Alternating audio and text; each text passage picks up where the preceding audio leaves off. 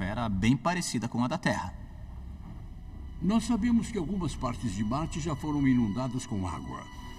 Um fluxo 1000 vezes maior do que o do rio Mississippi. Hoje, em Marte, toda essa água e gás estão abaixo da superfície.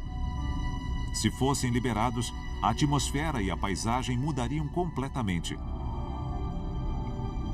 A gente sabe que Marte tem reservas enormes de água e dióxido de carbono nas suas calotas polares. Elas poderiam muito bem ser usadas na criação de uma atmosfera. O vapor de água e o dióxido de carbono são gases do efeito estufa, elementos vitais para uma atmosfera adequada aos humanos. A teoria envolve derreter as calotas polares. Se devolvermos os gases do efeito estufa à atmosfera de Marte, talvez o planeta retenha calor o suficiente para nós sobrevivermos. Existem muitas ideias para derreter as calotas polares de Marte, mas a maioria delas é fantasiosa, cara demais ou praticamente impossível. O bilionário Elon Musk acha que dá para regenerar a atmosfera de Marte explodindo bombas nucleares nos polos. Teríamos que usar milhares dessas bombas, provavelmente mais do que já existem, para fazer algum estrago em uma coisa tão grande quanto as calotas polares que vemos em Marte.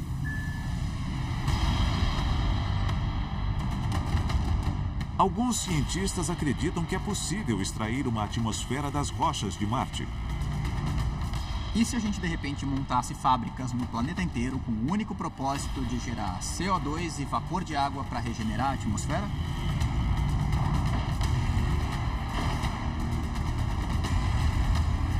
Pequenas fábricas robóticas aterrissariam em todo o planeta com chaminés e elas simplesmente pegariam as pedras e usariam um processo químico para gerar gases do efeito estufa, criando uma atmosfera que não existe lá. Mas, para os biólogos, há uma forma bem mais simples e barata de transformar Marte. Uma das coisas que sabemos, que é uma das forças mais poderosas da natureza, é a própria vida. A atmosfera de Marte é dominada pelo CO2. De alguma forma, temos que transformar esse CO2 em oxigênio. Então, temos que colocar plantas em todo lugar. Elas respiram dióxido de carbono e liberam oxigênio. É só deixar que cresçam e, de forma orgânica e gradual, terraformem o planeta.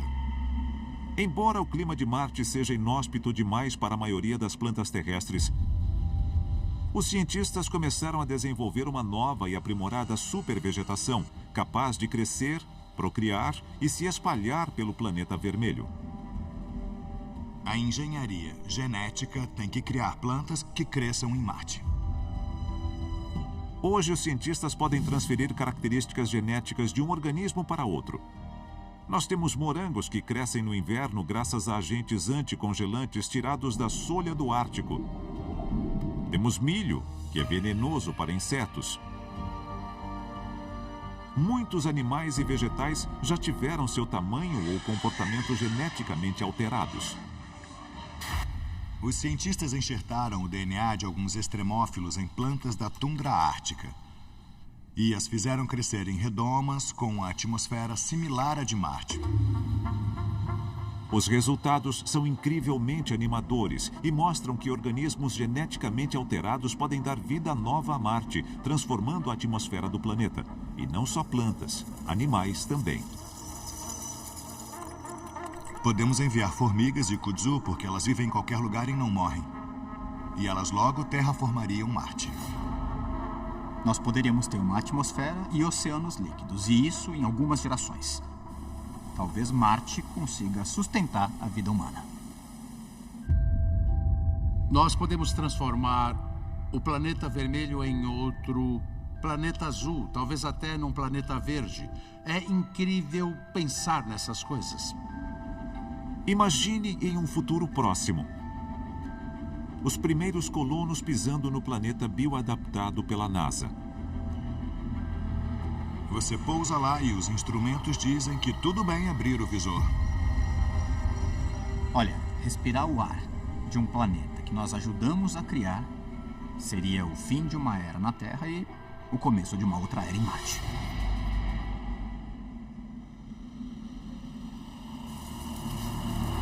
Mas talvez os exploradores não tivessem muito tempo para curtir a paisagem marciana. O que aconteceria se os nossos organismos superférteis geneticamente modificados entrassem em contato com a vida marciana? Se começarmos a tornar Marte mais receptivo à vida, podemos acordar coisas que estão dormentes por lá há milhões de anos?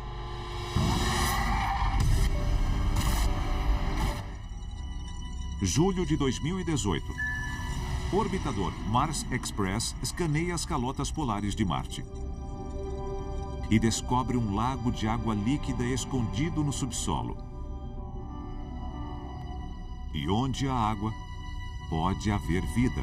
Eu fico muito empolgado quando encontramos água e oceanos em outros planetas. Provavelmente a vida começou nos oceanos aqui na Terra. E quando nós acharmos oceanos em outros planetas, é bem possível que também exista vida extraterrestre. A Terra forma